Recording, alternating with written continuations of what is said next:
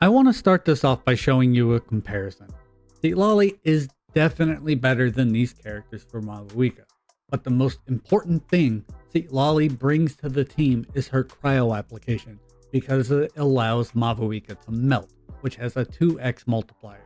The thing is, that most important thing she does for her is something other characters can do, and some do better.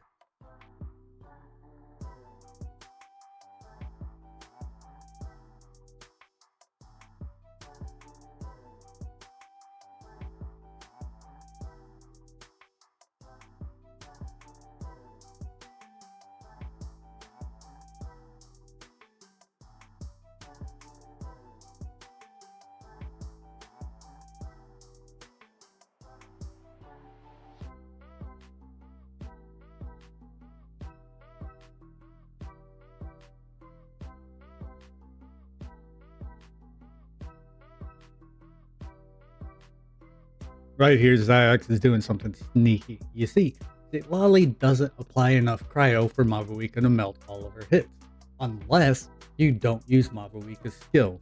That's something you don't want to do because Mavuika gains a lot of damage from her fighting spirit mechanic. And she also gives the team damage from her fighting spirit mechanic, which is similar to Raiden's result. With Raiden, you want to burst with every other character on your team to build up resolve to increase their burst damage. And with Mavuika, every point of Night Soul that's spent on your team is converted into Fighting Spirit to increase her burst damage. Not only that, but it generates 4 pyro particles. Now, Mavuika doesn't need those particles because she doesn't use energy, but Bennett does. You'll also notice that he doesn't use Bennett's skill because that alone would be enough to throw off Citlali's cryo application.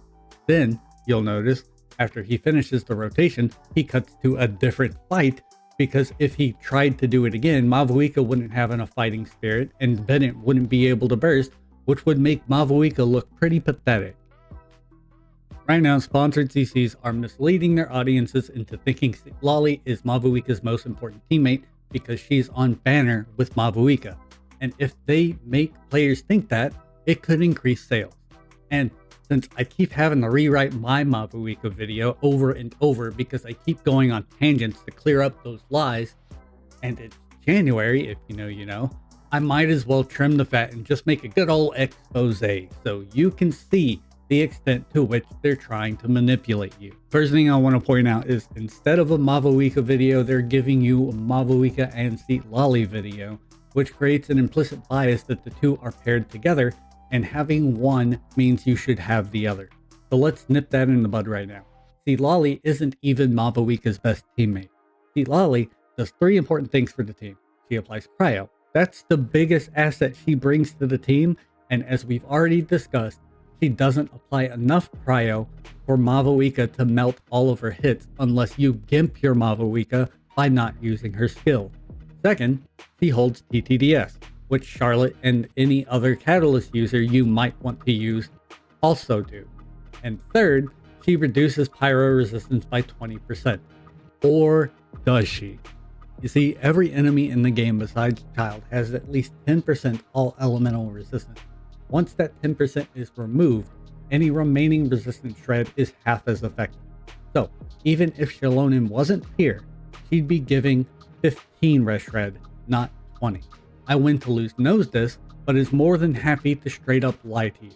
Here's the thing though, Xilonen is there, and Xilonen reduces res by 36% at talent level 10, meaning the enemy he uses with 10% elemental res is already at minus 13 resistance before he even gets to Citlali, so in reality, he's only giving 10% res shred. That is literally the only unique benefit he brings to the team. Now, I ask you, which character is giving the most value to Mavuika? The character that is reducing the enemy resistance by 10% and generating at most 50 fighting spirit over the course of a rotation, the character that's reducing resistance by 23% and providing 93 fighting spirit immediately after using their ability, or the character that's giving Mavuika roughly 1000 attack. Alright, so let's provide a summary and breakdown of the information in this video. First of all, in my opinion, the most valuable addition you can add to Mavuika is going to be Citlali. Citlali is a significant upgrade due to reasonably consistent melts and her very substantial buffs. Then the next most valuable upgrade is likely Mavuika's weapon, especially if you don't have the mailed flower or better hat. After that though, if you want to improve Mavuika both in terms of her quality of life and damage, Mavuika's Constellation 1 provides a lot of quality of life for exploration and Night Soul points regeneration, as well as a modest damage boost. Frankly, if you're risk averse and you also value exploration a lot, then Mavuika's Constellation 1 is worth going for even over the signature weapon, especially as I mentioned if you're risk averse. And of course, like most modern constellations, Mavuika's Constellation 2 is her big one and catapults her damage significantly. I forgot to mention this when I originally recorded, but he's also lying about C2 being Mavuika's biggest constellation.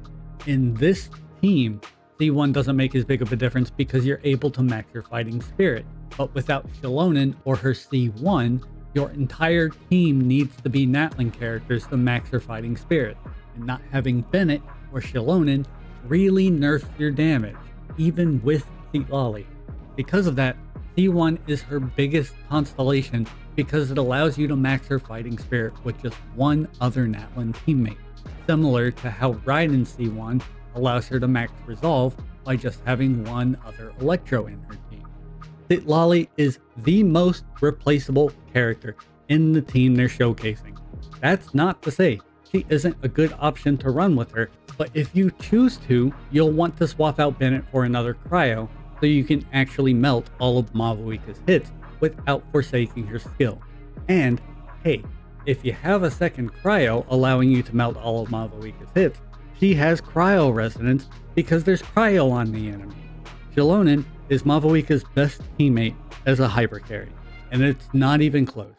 She's designed to instantly give Mavuika 93 fighting spirit on her own and provides nearly double the resistance shred Citlali does.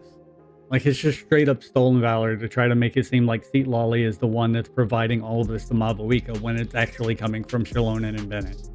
If you want to run solo Cryo, you can also use Charlotte with TTDS as mentioned, though it can be rough getting enough energy to do that prior to C4, or you can use Rosaria, do her burst and skill, which pretty neatly overtakes Mavuika's Pyro.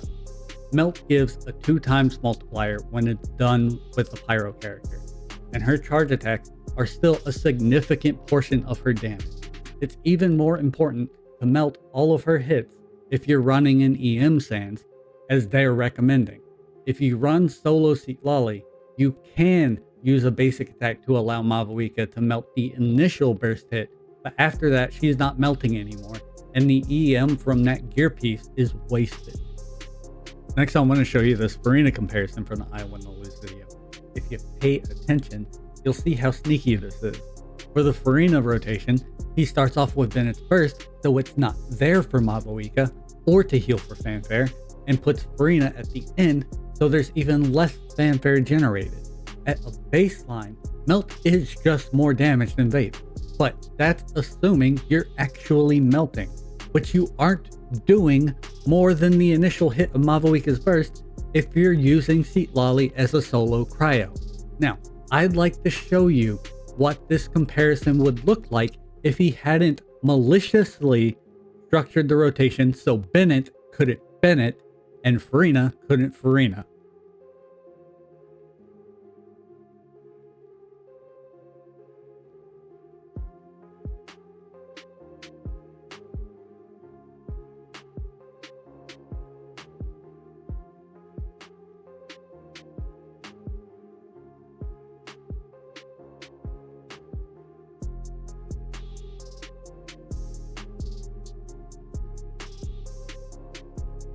Next, I Win the Lose gives you this weapon right here. Look at what he used as his baseline, her signature. Even Pridwin knows better than that.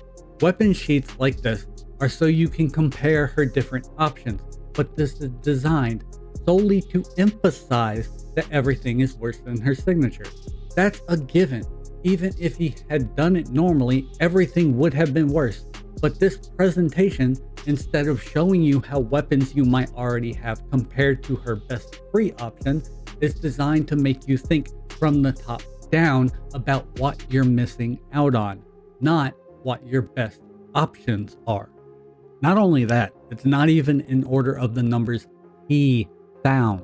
He's deliberately gone through and restructured it so every 5-star but verdict is higher than every 4-star.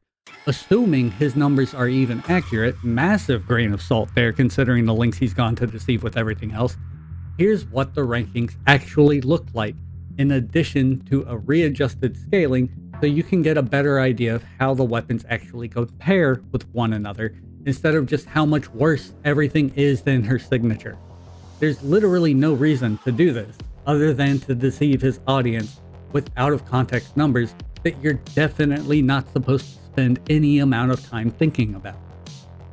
Lastly, there's a massive focus on her role as an on-field. I wonder why.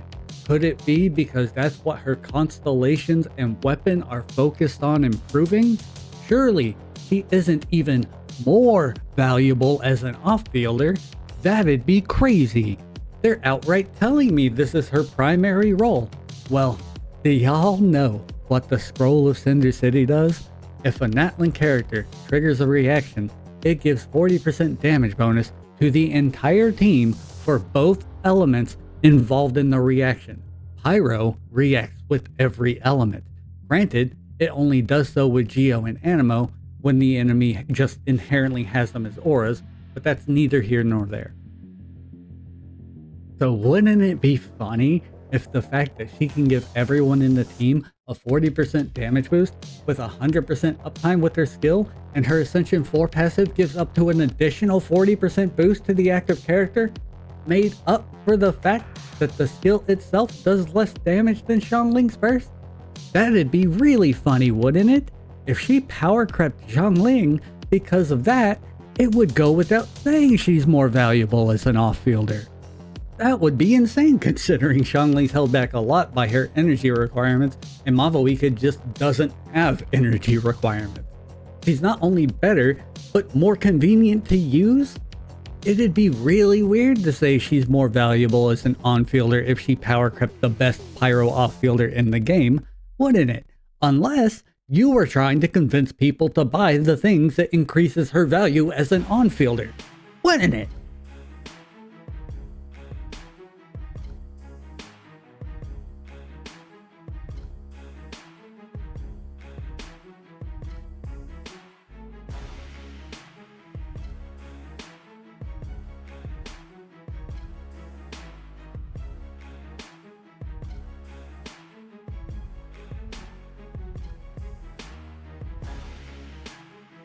Like, should I pull for her weapon, constellations, or Citlali? Happy New Year's everyone. Before we continue, remember to spend responsibly. Increased power levels in a video game isn't worth making poor financial decisions, or for those of you with lots of Primo Gems saved or the disposable income, then this is the video for you. This line right here really gets me.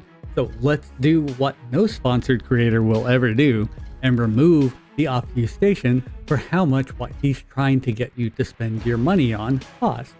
Notice our 5,000 Blazing Suns on his weapon chart. We'll use the updated spreadsheet for the sake of argument. Your best case scenario. It's 36% better. Wow. Let's look at how much that 36% increase cost you.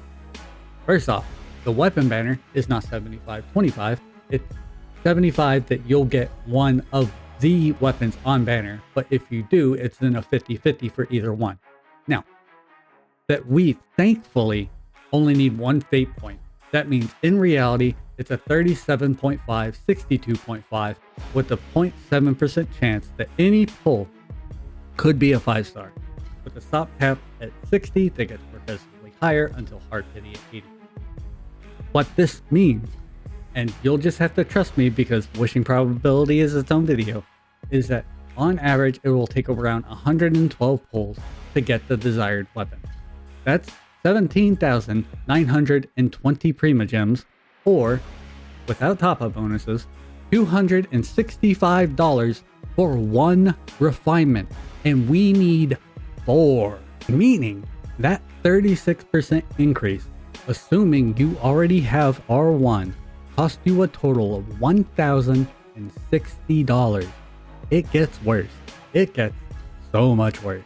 And I went to Lou's video. He says at C6 R5, Mavuika is doing 2.5 times the damage he did at C0. On screen, he's showing that was C0 R1, so we'll assume he already had the weapon too. With the changes to the character wish, we now have a 55-45 with a 0.6% chance for any given pull to be a 5-star, and a soft pity starting at 75 where every pull has a 20% chance. I understand that's debatable, but it doesn't change the result of around 92 pulls to get the desired 5-star all that much. That's 14,720 primos, or around $190 for one 5-star constellation. We need 6. So that's another $1,140 for C6. So you too can increase your C0 R1 Mavuika's damage by 2.5 times for the low price of $2,200. For perspective, C0 R1 would cost $455, meaning you are paying nearly 5 times her original value to increase her damage by 2.5 times. What a great deal! Maybe I misjudged him. I thought he was just trying to get you to give Hoyo your Christmas money, but it all makes sense when you realize he just wants you to give Hoyo the down payment for a car. Oh wait, it's been a while, so I forgot about Citlali for Mavuika. Add another $2,655 to that. $4,855. I didn't realize F-350s were that popular in China. Look, I definitely have no right to tell y'all how to spend your money. If you're gonna do it, you're gonna do it.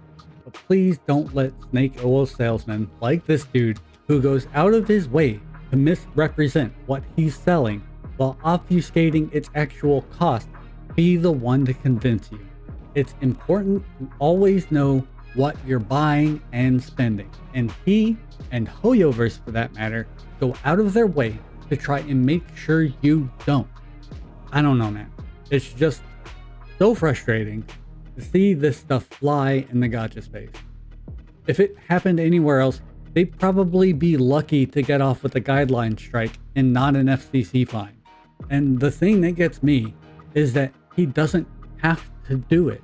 It's not like he's getting a commission. If Hoyo can track who watches what video and spends what, we've got way bigger problems to worry about. All he has to do is promote the characters. They're good. They're really, really good. There's no need to misrepresent them. I don't know. Bye.